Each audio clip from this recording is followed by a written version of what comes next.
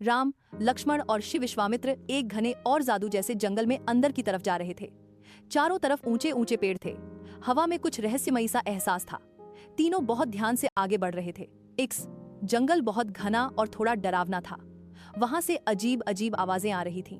कभी पेड़ों की सरसराहट, कभी किसी जानवर की हल्की सी गुर्राहट। सब कुछ रहस्यमय लग रहा था। चलते चलते शिव विश्वामित्र ने राम और लक्ष्मण को बताया कि इस जंगल में ताड़का नाम की एक डरावनी राक्षसी रहती है, जो यहाँ के लोगों को बहुत परेशान करती है। शिव विश्वामित्र ने समझाया, ताड़का बहुत खतरनाक है। वो इंसानों को खा जाती है और ऋषियों को परेशान करती है, इसीलिए तुम्हें बहुत सावधान रहना होगा। राम बिल्कुल निडर खड़े थे। उनकी आंखों में एक चमक थी, जैसे कह रही हो कि वो बुराई से डरेंगे नहीं और धर्म की रक्षा के लिए हमेशा तैयार रहेंगे। राम के साथ लक्ष्मण भी तैयार खड़े थे। दोनों ने अपनी तलवारें निकाल ली थीं, जो सूरज की रोशनी में ऐसे चमक रही थीं, जैसे दो तेज किरणें जंगल में उतर आई हों। राम ने ताकत से कहा, मैं धर्म की रक्षा के लिए हमेशा तैयार हूँ। उनकी आवाज जंगल में गूंज गई, जैसे खुद सच्चाई ने अपनी बात कह दी हो। अचानक पेड़ जोर जोर से हिलने लगे और पक्षी डरकर उड़ गए। पूरे जंगल में एक अजीब सी खामोशी छा गई, जैसे कुछ बुरा होने वाला हो। अचानक एक डरावनी दहाड़ गूंजी, जिसने जंगल की शांति को तोड़ दिया। ये आवाज सुनते ही लगने लगा कि कोई बड़ा खतरा पास ही आ रहा है। और फिर सामने आई ताड़का। उसकी लाल आंखें जल रही थीं और उसके लंबे लंबे नुकीले पंजे डराने वाले थे। वो बहुत ही भयानक लग रही थी। लक्ष्मण की आंखों में जोश था। वो पूरी तरह तैयार थे लड़ने के लिए। उनकी नजरें ताड़का पर टिकी थीं और चेहरा साहस से चमक रहा था। लक्ष्मण लड़ने को तैयार थे, लेकिन राम ने प्यार से उनका कंधा पकड़ा और रोका। राम की आंखों में शांति थी, लेकिन उनका हाथ बहुत मजबूत और समझदार था। राम बोले, यह एक ऐसी लड़ाई है जो मुझे अकेले ही लड़नी होगी। राम ने अपना धनुष उठाया और ताड़का पर प्रहार करने के लिए पूरी ताकत से तैयार हो गए। उनकी नजरें एकदम मजबूत और ध्यान भरी थीं। राम बोले, मैं जप करता हूँ और अपने तीर को दिव्य शक्ति से भर देता हूँ, ताकि वो बुरी ताकतों को हरा सके।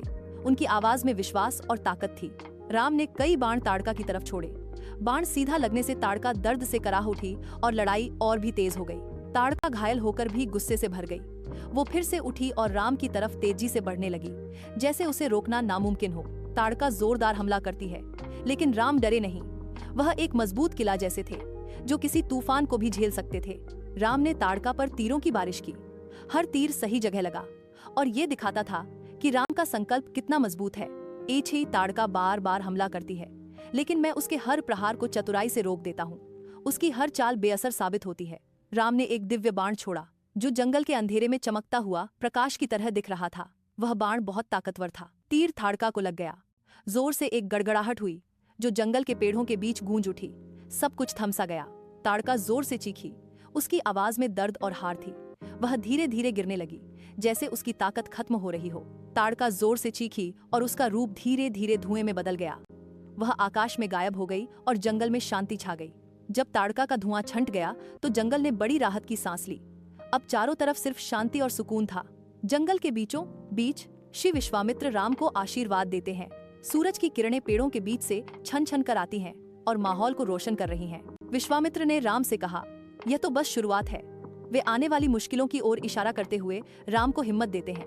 विश्वामित्र राम को बताते हैं कि उन्हें आगे और भी बड़ी चुनौतियों का सामना करना पड़ेगा, लेकिन वे हमेशा धर्म के मार्ग पर चलेंगे।